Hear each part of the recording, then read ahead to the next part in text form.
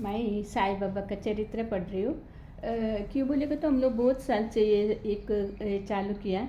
सब लोग कोई कोई कन्नड़ में, कोई कोई हिंदी में, इंग्लिश में सब पढ़ते हैं, मगर मैं कन्नड़ में पढ़ती हूँ।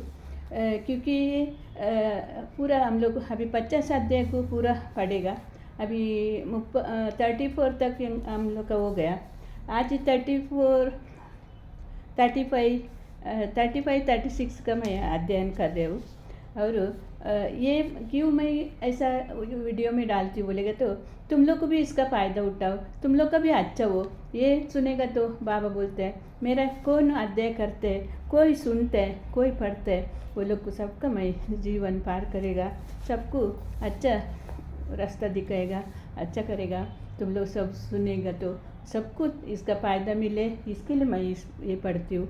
और ये पढ़ के इसमें तुम लोग को शेयर करती हूँ।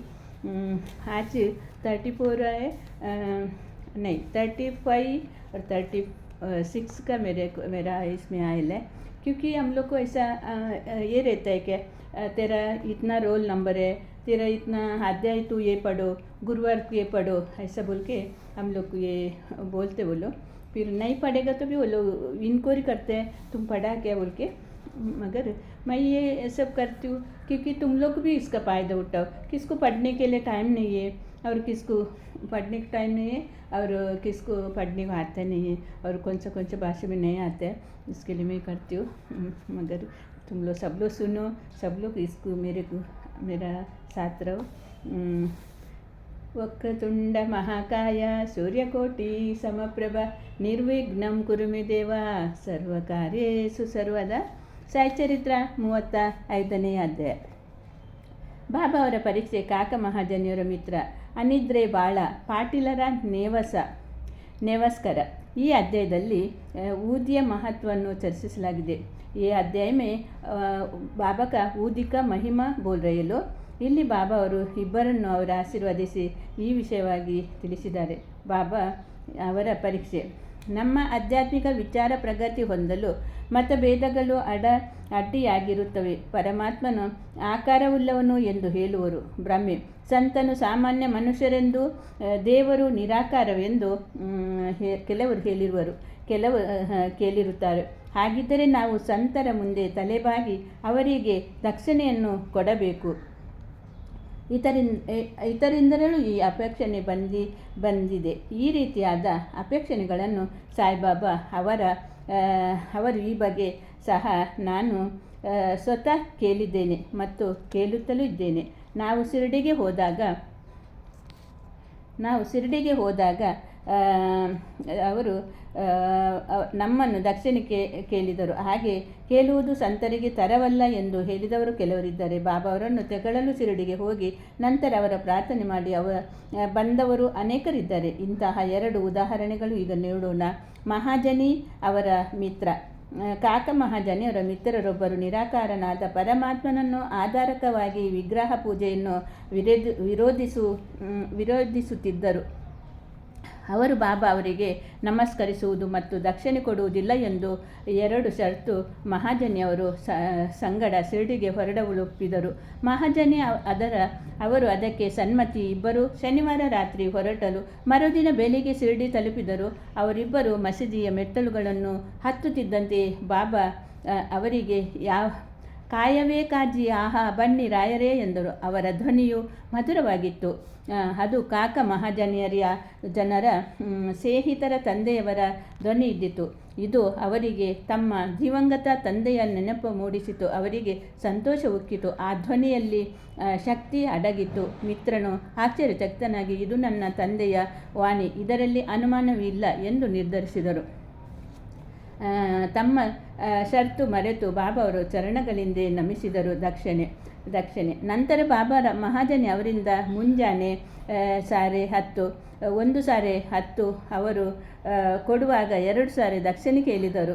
ಅವರು ಮಿತ್ರರಿಂದ ಅವರು ದಕ್ಷಿಣೆ ಕೇಳಲೇ ಇಲ್ಲ. ಆಗ ಆ ಮಿತ್ರನು ಕಾಕ ಅವರಿಗೆ ಬಾಬಾ ನಿಮ್ಮಿಂದಲೇ 2 ಸಾರಿ ದಕ್ಷಿಣೆ ಕೇಳಿದರು. ಅದಕ್ಕೆ ಕಾಕ ಅವರು ನೀನೇ ಕೇಳಿ ಎಂದರು. ಆಗ ಬಾಬಾ ಅವರು ಇದೇನು ಕಿವಿ ಮಾತು ಎಂದರು. ಇದೇನು ಕಿವಿಮಾತು ಕೇಳಲು ಮಿತ್ರನು, ನಾನು ದಕ್ಷಿಣೆ ಕೊಡಬೇಕೇ ಎಂದು ಕೇಳಿದನು. ಆಗ ಬಾಬಾ ಅವರು, ಅದನ್ನು ನಿನಗೆ ಕೊಡಲು ಮನಸ್ಸಿದ್ದರೆ ಇರಲಿಲ್ಲದಿದ್ದರೆ ಅದುದರಿಂದ ನಿನಗೆ ಕೇಳಲಿಲ್ಲ. ಈಗ ನಿನಗೆ ಕೊಡಬೇಕೆಂದೆನಿಸಿದರೆ ಕೊಡಬಹುದು ಎಂದರು. ಆಗ ಅವನು, ಕಾಕ ಅವರಷ್ಟೇ ಅಂದರೆ 17 ರೂಪಾಯಿ ದಕ್ಷಿಣೆ ಕೊಟ್ಟರು. ಆಗ ಬಾಬಾ ಅವರು, ಅದು ನನ್ನ ಮತ್ತು ನಿನ್ನ ಮಧ್ಯೆ ಇರುವ ಆದರ್ಶ ಗೋಡೆ ಕೆಡವಿದ ಹಾಗೆ ಈಗ ನಾವಿಬ್ಬರು ಪರಸ್ಪರ ಅರಿಯಬಹುದು ಎಂದು ಹೇಳಿ ಹೊರಡಲು ಅನುಮತಿ ನೀಡಿದರು. ಆಗ ಆಕಾಶವು ಮೋಡಗಳಿಂದ ಭಯಂಕರವಾಗಿ ಕಂಡರೂ ಸಹ ಬಾಬಾ ಅವರಿಗೆ ಸುಖ ಪ್ರಯಾಣ ಕೋರಿದರು. ಅವರು ಮುಂಬೈಗೆ ತಮ್ಮ ಮನೆಯ ಬಾಗಿಲು ಕಿಟಕಿಗಳನ್ನು ತೆಗೆದು ನೋಡಲಾಗಿ ಆ 2 ಗುಬ್ಬಿಗಳು ಮೃತ ಹೊಂದಿದವು. ಬಿದ್ದಿರುವುದನ್ನು ಕಂಡು 3ನೆಯ ಗುಬ್ಬಿ ಆಗ ತಾನೇ ಹಾರಿಹೋಯಿತು. ನಾವು ಕಿಟಕಿಗಳನ್ನು ಮುಚ್ಚಿ ಹೋಗದಿದ್ದರೆ ಎಲ್ಲ ಗುಬ್ಬಿಗಳು ಉಳಿಯುತ್ತಿದ್ದವು. ಇವುಗಳ ಹಣೆಬರ ಆದರೆ 3ನೆಯದನ್ನು ರಕ್ಷಿಸೋಣ, ಬಾಬಾ ನಮ್ಮನ್ನು ಕಲಿಸಿರಬಹುದು ಎಂದು ಅವರು ಭಾವಿಸಿದರು. ಮಹಾಜನಿ ಅವರ ಯಜಮಾನ. ಮುಂಬಯಿಯ ಸಕಲ ವಕೀಲ ಟಕ್ಕರ ಧರ್ಮಸಿ ಜೇಠಾಬಾಯಿ ಅವರಲ್ಲಿ ಕಾಕ ಮ್ಯಾನೇಜರ್ ಅವರಿಗೆ ಯಜಮಾನ ಮತ್ತು ನೌಕರ ಇಬ್ಬರು ಪರಸ್ಪರ ಸಖ್ಯಂದಿರಿದ್ದರು. ಕಾಕರವರನ್ನು ಆಗಾಗ್ಗೆ ಶಿರಡಿಗೆ ಹೋಗಿ ಅಲ್ಲಿ ಸ್ವಲ್ಪ ದಿನ ತಂಗಿ ಬಾಬಾ ಅವರ ಅಪ್ಪಣೆ ಕೊಟ್ಟಾಗ ಹಿಂದಿರುಗುತ್ತಿದ್ದರು. ಅಲ್ಲಿ ಟಕ್ಕರ ಧರ್ಮಸಿ ಅವರಿಗೆ ತಿಳಿದಿತ್ತು. ಕುತೂಹಲದಿಂದ ಬಾಬಾ ಅವರನ್ನು ಪರೀಕ್ಷಿಸಲು ಸುಗ ಟಕ್ಕರರು ಹೋಳಿ ರಜದಿನಗಳಲ್ಲಿ ಕಾಕ ಅವರೊಡನೆ ಶಿರಡಿಗೆ ಹೊರಡಬೇಕೆಂದಿದ್ದರು. ಆಗ ತಮ್ಮೊಡನೆ ಹಿಂದಿರುಗಿ ಬರುವುದು ಖಚಿತವಾಗಿರಲಿಲ್ಲವಾದುದರಿಂದ ಇನ್ನೊಬ್ಬರನ್ನು ಸಂಗಡ ಕರೆದುಕೊಂಡು 3 ಶಿರಡಿಗೆ ಹೊರಟರು. ಕಾಕರ ಜೊತೆಗೆ 1 ಸೇರು ದ್ರಾಕ್ಷಿ ತಂದಿದ್ದರು. ಶಿರಡಿಗೆ ಬಂದು ಎಲ್ಲರೂ ಬಾಬಾ ಅವರ ದರ್ಶನಕ್ಕೋಸ್ಕರ ಮಸೀದಿಗೆ ಹೋದರು. ಆಗ ಅಲ್ಲಿ ಬಾಬಾ ಸಾಹೇಬರ ತರ್ಕಡ ಇಬ್ಬರು ಇದ್ದರು. ಟಕ್ಕರ ಮತ್ತು ತರ್ಕಡರವರಿಗೆ ಇಲ್ಲಿಗೆ ಏಕೆ ಬಂದಿರಿ ಎಂದು ಕೇಳಲು ದರ್ಶನಕ್ಕೆ ಎಂದರು. ತರ್ಕಡ ದರ್ಶನಕ್ಕೆ ಎಂದರು. ಇಲ್ಲಿ ಆಗ ಉತ್ತರವಿತ್ತರು. ಟಕ್ಕರ ಅವರು ಪುನಃ ಇಲ್ಲೇನಾದರೂ ಪವಾಡ ಜರುಗಿದೆ ಎಂದು ಕೇಳಿದರು. ಅದಕ್ಕೆ ಶ್ರೀ ತರ್ಕಡ ಅವರು, ಪವಾಡವನ್ನು ನೋಡುವುದು ತಮ್ಮ ಉದ್ದೇಶವಲ್ಲವೆಂದು ಹೇಳಿ ಇಲ್ಲಿ ಭಕ್ತರ ಬಯಕೆ ಈಡೇರುತ್ತದೆ. ಅವರು ಆಗ ಕಾಕ ಬಾಬಾ ಅವರಿಗೆ ನಮಸ್ಕರಿಸಿ ತಾವು ತಂದ ದ್ರಾಕ್ಷಿ ಅರ್ಪಿಸಿದರು. ಬಾಬಾ ಅವರು ಅವುಗಳನ್ನು ಎಲ್ಲರಿಗೂ ಹಂಚಲು ಹೇಳಿದರು. ಟಕ್ಕರ ಅವರಿಗೆ ದ್ರಾಕ್ಷಿ ಬಂದಿತು. ಡಾಕ್ಟರರು ದ್ರಾಕ್ಷಿಯನ್ನು ಚೆನ್ನಾಗಿ ತೊಳೆಯದೆ ತಿನ್ನಬಾರದೆಂದು ಹೇಳುವುದರಿಂದ ಟಕ್ಕರ ಅವರಿಗೆ ಅದನ್ನು ಹಾಗೆಯೇ ತಿನ್ನಲು ಮನಸ್ಸೊಪ್ಪಲಿಲ್ಲ. ಅಂತೆಯೇ ಅದನ್ನು ತಿರಸ್ಕರಿಸಲು ಮನಸ್ಸಾಗಲಿಲ್ಲ. ಈ ರೀತಿ ಅವರು ಗೊಂದಲದಲ್ಲಿ ಬಿದ್ದರು. ಅನಿವಾರ್ಯವಾಗಿ ಅದನ್ನು ಬಾಯಲ್ಲಿ ಹಾಕಿಕೊಂಡರು. ಆದರೆ ಬೀಜಗಳನ್ನೆಲ್ಲ ನುಂಗಬೇಕು ಗೊತ್ತಾಗಲಿಲ್ಲ. ಮಸೀದಿಯಲ್ಲಿ ಉಗುಳುವುದು ಆಗಿರಲಿಲ್ಲ. ಆದುದರಿಂದ ಮನಸ್ಸಿಲ್ಲದೆ ಅವರು ಬೀಜ ನುಂಗಿದರು. ಆಗ ಅವರ ಮನಸ್ಸಿನಲ್ಲಿ ಬಾಬರು ನಿಜವಾದ ಯೋಗಿಗಳಾಗಿದ್ದಾರೆ, ನನಗೆ ದ್ರಾಕ್ಷೆ ಇಷ್ಟವಿಲ್ಲ ಎಂಬುದು ಅವರಿಗೆ ತಿಳಿಯದೆಯೇ ಇರುತ್ತಿತ್ತು, ನನ್ನ ಮೇಲೆ ಈ ಒತ್ತಾಯವೇಕೆ ಎಂದರು. ಈ ಯೋಚನೆ ಅವರ ಮನಸ್ಸಿನಲ್ಲಿ ಸುಳಿಯುತ್ತಿರುವಾಗಲೇ ಬಾಬಾ ಅವರಿಗೆ ತಿಳಿಯಿತು. ಪುನಃ ಸ್ವಲ್ಪ ಹೊತ್ತು ದ್ರಾಕ್ಷಿ ಕೊಟ್ಟರು. ಟಕ್ಕರ ಅವುಗಳನ್ನು ತಿನ್ನದೆ ಕೈಯಲ್ಲಿ ಸುಮ್ಮನೆ ಇಟ್ಟುಕೊಂಡರು.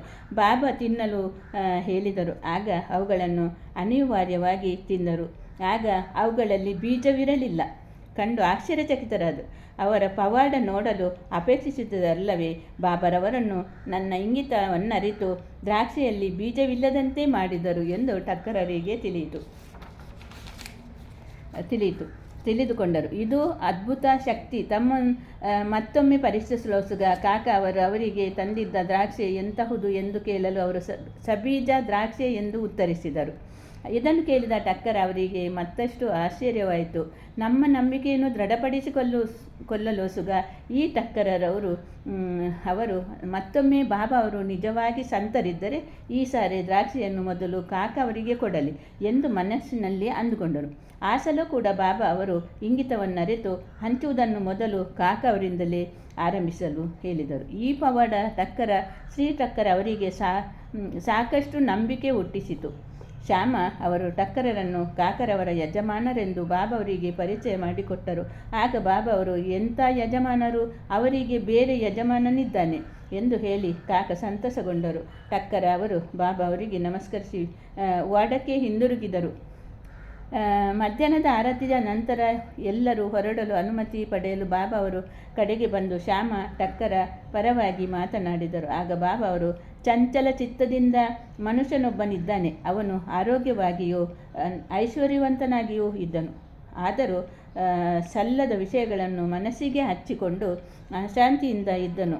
ಅವನು ಸ್ಥಿತಿಯನ್ನು ಕಂಡು ಕನಿಕರಪಟ್ಟು, ನಾನು ಅವನಿಗೆ ನನ್ನ ಮನಸ್ಸನ್ನು ಒಂದು ಕಡೆ ನಿಶ್ಚಿತವಾಗಿ ಇಡುವಂತೆ ತಿಳಿಸು, ಚಂಚಲವಾಗಿರದೆ ಒಂದು ಸ್ಥಳ ನಂಬು ಎಂದು ಹೇಳಿದರು. ಒಂದು ಉತ್ತರ ಕೊಟ್ಟರು. ಬಾಬಾ ಅವರು ಮತ್ತೊಮ್ಮೆ ಉದ್ದೇಶಿಸಿ ಮಾತನಾಡಿದರು ಎಂಬುದು ಟಕ್ಕರ ಅವರಿಗೆ ತಿಳಿಯಿತು. ಅವರಿಗೆ ಕಾಕ ಅವರ ಸಹ ತಮ್ಮ ಜೊತೆಯಲ್ಲಿ ಹಿಂದಿರುಗಬೇಕೆಂದು ಮನಸ್ಸಿತ್ತು. ಬಾಬಾ ಟಕ್ಕರ ಜೊತೆಯಲ್ಲಿ ಹೊರಡಲು ಕಾಕ ಅವರಿಗೆ ಆಜ್ಞಾಪಿಸಿದರು. ಇದರಿಂದ ಟಕ್ಕರ ಸಮಾಧಾನವಾಯಿತು. ಆಗ ಕಾಕ ಅವರಿಂದ 15 ರೂಪಾಯಿ ದಕ್ಷಿಣೆ ಕೇಳಿದರು. ತೆಗೆದುಕೊಂಡು ನಂತರ ಕಾಕ ಅವರನ್ನು ಕುರಿತು, ನಾನು ಯಾರಿಂದಲೂ 1 ರೂಪಾಯಿ ದಕ್ಷಿಣೆ ತೆಗೆದುಕೊಳ್ಳುವುದಿಲ್ಲ. ಕೊಂಡರೆ ಅದರ 10ರಷ್ಟು ಹಿಂದಿರುಗಿಸಬೇಕಾಗುತ್ತದೆ. ನಾನು ಉಚಿತವಾಗಿ ಏನನ್ನೂ ಪಡೆಯುವುದಿಲ್ಲ. ವಿವೇಚನೆ ಇಲ್ಲದೆ ಯಾರನ್ನೂ ಕೇಳುವುದಿಲ್ಲ. ನನ್ನ ಗುರು ಆಜ್ಞೆ ಮಾಡಿದ್ದರಿಂದ ಮಾತ್ರ ದಕ್ಷಿಣೆ ಪಡೆಯುತ್ತೇನೆ. ನನ್ನ ಗುರುವಿಗೆ ಅವನು ಋಣಿಯಾಗಿದ್ದರೆ ಮಾತ್ರ ಅವನಿಂದ ದಕ್ಷಿಣೆ ಪಡೆಯುತ್ತೇನೆ. ದಾನಿಯು ಬೀಜ ಬಿತ್ತಿ ಮುಂದೆ ಸುಗ್ಗಿಯ ಪೈರನ್ನು ಪಡೆಯುವಂತೆ ನಾನು ಪೂರ್ವ ಜನ್ಮದಲ್ಲಿ ಕೊಡದೇ ಇದ್ದರೆ ಈ ಜನ್ಮದಲ್ಲಿ ನಿನಗೆ ಸಿಗಲಾರದು. ಆದುದರಿಂದ ತೆಗೆದುಕೊಳ್ಳುವ ಮುಖ್ಯ ಸಾಧನ ಕೊಡುವುದು. ದಕ್ಷಿಣೆಯನ್ನು ಕೊಡುವುದರಿಂದ ವೈರಾಗ್ಯವು ವೃದ್ಧಿಯಾಗುತ್ತದೆ. ಅದರಿಂದ ಭಕ್ತಿ ಮತ್ತು ಜ್ಞಾನ ದೊರೆಯುತ್ತದೆ. 1 ಕೊಟ್ಟು 10ರಷ್ಟು ಪಡೆಯಿರಿ ಎಂದು ಹೇಳಿದರು. ಇದನ್ನು ಕೇಳಿ ಟಕ್ಕರ ತಮ್ಮ ನಿರ್ಧಾರವನ್ನು ಬದಲಿಸಿ 15 ರೂಪಾಯಿ ದಕ್ಷಿಣೆ ಕೊಟ್ಟರು. ತಮ್ಮ ಅನುಮಾನಗಳನ್ನು ಪರಿಹಾರವಾಗಿದ್ದುದನ್ನು ಕಂಡು ಶಿರಡಿಗೆ ಬಂದಿದ್ದು ಒಲಿತಾಯಿತು ಎಂದು ಸಮಾಧಾನ ಪಟ್ಟರು. ಈ ಕಾರ್ಯ ಅವರೇ ಮಾಡುತ್ತಿದ್ದರೂ ಸಹ ಬಾಬಾ ವೈರಾಗ್ಯದಿಂದ ಇರುತ್ತಿದ್ದರು. ನಮಸ್ಕಾರ ಮಾಡಲಿ ಬಿಡಲಿ, ದಕ್ಷಿಣೆ ಕೊಡಲಿ ಬಿಡಲಿ, ಎಲ್ಲರೂ ಒಂದೇ ದೃಷ್ಟಿಯಿಂದ ಯಾರನ್ನು ಅವರು ಅವಮಾನ ಮಾಡುತ್ತಿರಲಿಲ್ಲ ಅಥವಾ ತಮ್ಮನ್ನು ಪೂಜಿಸದಿರುವರೆಂದು ಸಂತೋಷ ಪಡುವರಿಲ್ಲ. ಶಾಂತಾಕಾರಂ ಭುಜಗಶಯನಂ ಪದ್ಮನಾಭಂ ಸುರೇಶಂ ವಿಶ್ವಾಧಾರಂ ಗಗನಸದೃಶಂ ಮೇಘವರ್ಣಂ ಶುಭಾಂಗಂ ಲಕ್ಷ್ಮೀಕಾಂತ ಕಮಲನಯನ ಯೋಗವ್ಯುತ್ಥಾನಗಮ್ಯಂ ವಂದೇ ವಿಷ್ಣು ಭವಭಯಹರಂ ಸರ್ವಲೋಕೈಕನಾಥಂ. ಕೃಷ್ಣಾರ್ಪಣಮಸ್ತು.